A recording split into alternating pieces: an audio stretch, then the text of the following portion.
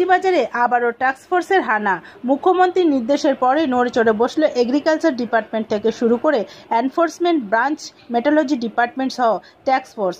এদিন বার্নপুরে ডেলি মার্কেটে টাস্কফোর্সের বিশেষ দল হোলসেলারদের কাছে গিয়ে বাজারের দরে দিকটি খতিয়ে দেখেন।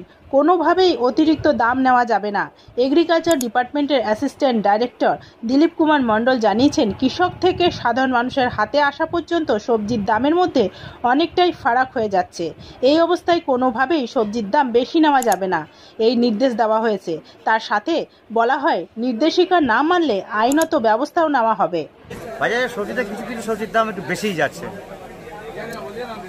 তো আজকে এইচও সাহেব এসেছেন পরিদর্শন করতে বাজার, হ্যাঁ, এই বিষয়ে কী বলবেন? এটা খুব ভালো হচ্ছে। এইভাবে আমাদের অনেক উপকার হলো এতে, যে যারা বেশি দামে নিচ্ছে। আমাদের দেখুন, আমরা রিটায়ার্ড মানুষ, এই এত দামি জিনিসপত্র কেনা আমাদের পক্ষে খুবই শক্ত হয়ে উঠছে। আমাদের এই যে জিনিসটা হয়েছে, এটা খুবই ভালো স্টেপ নেওয়া হয়েছে আমি বলবো। সবজির দাম, যারা মেন লোক আছে তারা মালটাকে কোল্ড স্টোরেজের মধ্যে ঢুকিয়ে রাখছে। এবার যখন মালটা মানে বাজারে আউট হয়ে যাচ্ছে, তখন ওরা আস্তে আস্তে ছাড়ছে। এই যে পটলটা, এই পটলটা মানে উনি আনতে যাচ্ছেন, উনার কাছে আছে। এই যে মাঝখানে যে 4-5টা ডেলিভারি আছে, মানে মানে কি বলে ওটাকে, মিডিয়া, এদের জন্য এদের উপর দোষ দিলে হবে না, ওই মিডিয়াগুলোকে আপনাকে ধরতে হবে। দোকানদার তো নিয়ে আসছে মালটা, এই মালটা চাষি দিচ্ছে 10 টাকা কিলো।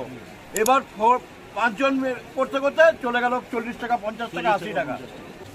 আমাদের স্টেট গভর্নমেন্টের ডিরেকশন অনুযায়ী আমরা প্রতিটা বাজারেই ঘুরছি। আমাদের অলরেডি আমরা মোড় বাজার ঘোরা হয়েছে, আসানসোলের পাইকারি বাজার, আসানসোলের রিটেল বাজার, খুচরো এবং পাইকারি দুটো জায়গাতে আমরা দেখেছিলাম। সেখানে কিছু দামের ডিফারেন্স ছিল। আর তারপরে আমরা বরাকর, কুলটির বাজারও আমাদের ঘোরা হয়েছে। আমাদের রানীগঞ্জ এবং জামুরিয়া এই বাজারও আমরা ঘুরে ফেলেছি। তো দেখা যাচ্ছে যে কিছু ক্ষেত্রে পাইকারির সঙ্গে যে খুচরো, এই খুচরো দুটোরই কিন্তু দামের একটা বেশ ফারাক দেখাচ্ছে। সেইটাই আমরা যারা ব্যবসায়ী তাদেরকে সতর্ক করা হয়েছে।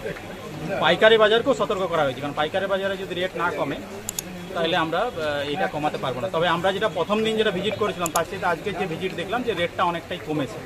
এটা একটা ভালো জিনিস এবং আমাদের ক্রেতারাও তাই বলছেন। কিন্তু রেট যা নিচ্ছে তার সাথে আরেকটু কমা দরকার, সেটাই সেই ব্যাপারে সতর্ক করা হয়েছে। আর আমাদের এই যেটা অভিযান সেটা চলতে থাকবে এবং